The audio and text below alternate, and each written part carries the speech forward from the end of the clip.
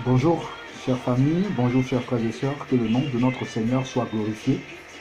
Je suis dans la joie encore de vous retrouver en ce matin. Et avant tout propos, je voudrais remercier le Seigneur, témoigner de sa grâce, de tout ce qu'il fait dans ma vie. C'est par sa grâce que je suis en vie, c'est par sa grâce que tous mes projets et toutes mes ambitions prospèrent. Et je ne pourrais que lui dire merci, parce que je sais d'où je viens et je sais également tout ce que je suis en train de traverser et je sais encore ce qui m'attend. Que le nom, n'est-ce pas, de l'Éternel soit glorifié.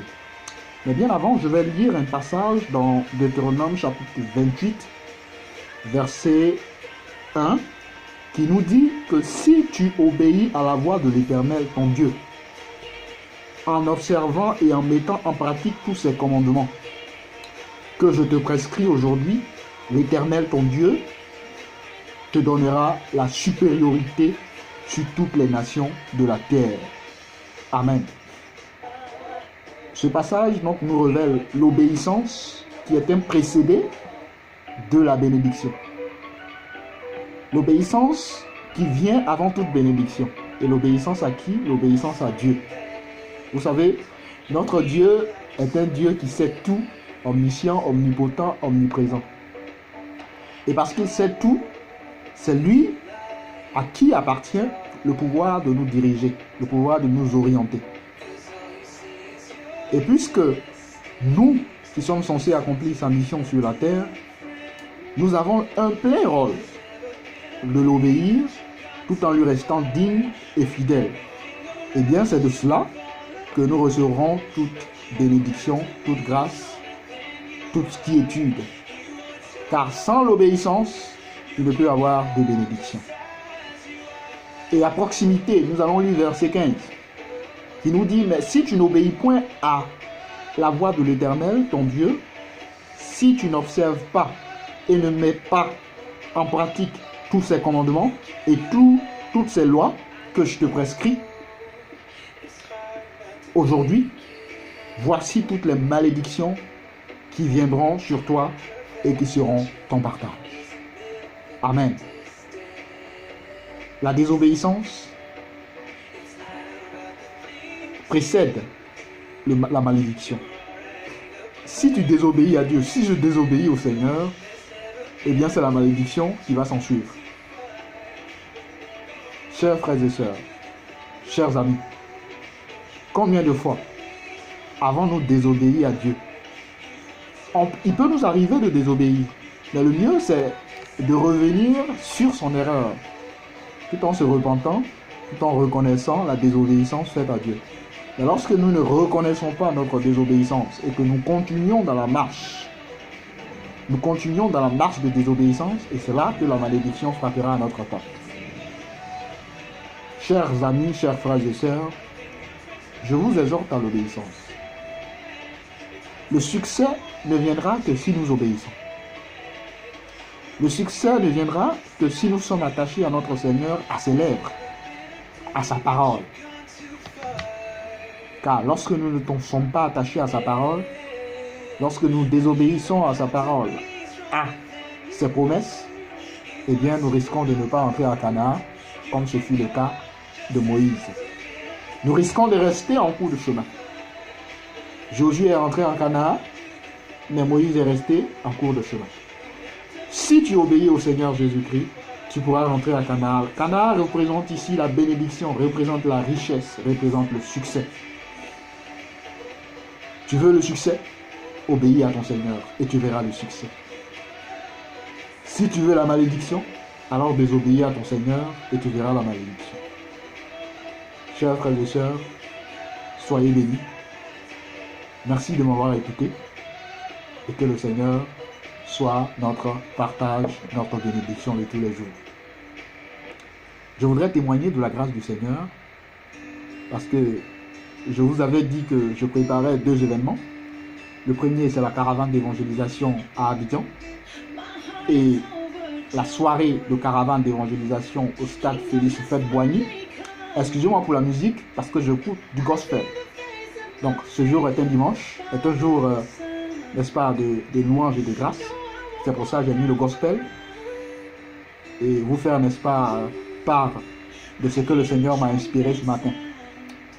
Donc, j'ai eu une rencontre avec le président des Églises Assemblées de Dieu de l'Est de la France, le pasteur principal de l'Église des Assemblées de Dieu de Strasbourg, qu'on appelle le pasteur Michel Schneider, qui, après m'avoir écouté, m'a dit: Urbain, je suis prêt à t'accompagner dans l'accomplissement de ce projet. Que tu as des idées. Le Seigneur t'a mis des idées dans l'esprit. Ce sont de très bonnes idées. Je suis prêt à être à tes côtés pour t'accompagner. C'est une grâce que je partage parce que c'est le Seigneur qui permet tout ça. Quelqu'un qui se décide de m'accompagner dans l'accomplissement de ces deux projets, la caravane d'évangélisation à Abidjan et soirée de caravane au stade Félix Houphouët-Boigny, et le deuxième événement, le sommet entrepreneurial pastoral, n'est-ce pas, qui va réunir un certain nombre de pasteurs des églises sur les Côte d'Ivoire. L'objectif, c'est de pouvoir réunir tous les pasteurs. Nous allons, n'est-ce pas, ceux qui sont à l'intérieur du pays, nous allons tout mettre en œuvre pour que ceux qui sont à l'intérieur du pays viennent sur Abidjan sans payer le transport, sans même payer le logement. Nous allons les loger gratuitement. Et ils participeront, n'est-ce pas, à ce sommet qui verra la participation, n'est-ce pas, d'environ une quinzaine, une vingtaine d'hommes d'affaires, n'est-ce pas, les plus célèbres, les plus connus. Notre objectif, c'est de pouvoir, n'est-ce pas, investir sur nos pasteurs afin de faire d'eux des personnes indépendantes. Pas s'attacher, n'est-ce pas, je dirais, aux dons des personnalités ou des personnes de la communauté, de l'Église. Et je crois que le Seigneur est en train, n'est-ce pas, de planifier tout cela.